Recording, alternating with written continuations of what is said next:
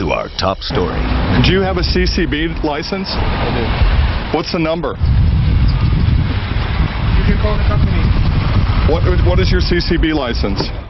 In our top story tonight, on your side, investigator Tom Jensen keys in on illegal locksmiths, how they're targeting you and what you can do to protect your loved ones and your home. It's not only families feeling the pinch of these scams, but legitimate business owners say the illegal locksmiths are giving them a bad name. In many cases, in fact, they're actually using the names of those legal and licensed businesses. On your side, investigator Tom Jensen caught them in their own scam. And Tommy, these guys normally do a bait and switch, don't they? They certainly do. Quote one price on the phone and then double it or more when they arrive to work on your car or home.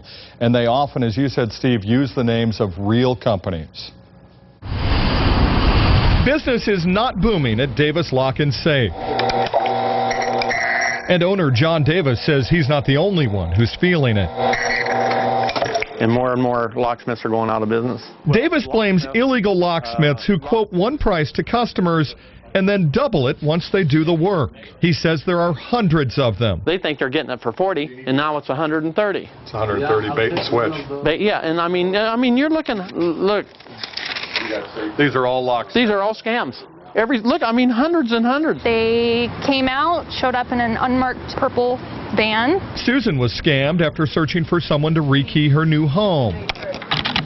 And she found Beaverton Lock and Key. They were using, a local business's name, which is, well known in the area. And these guys had the cheapest rate out of anybody, so of course, naturally, you would call them. Susan says the man demanded twice as much money as she originally agreed to pay, and then he wanted it in cash right now. She soon learned Beaverton Lock and Key is a name owned by John Davis.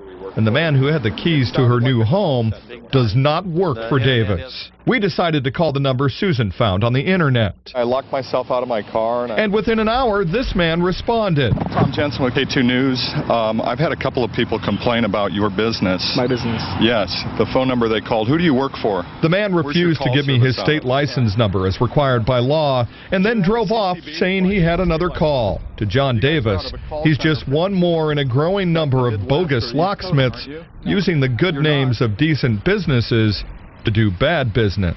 See it all the time. Every week. There ain't a week goes by that people aren't coming in here and telling me about all these scams. John Davis actually sends everyone with complaints to the Oregon Construction Contractors Board, who licenses locksmiths.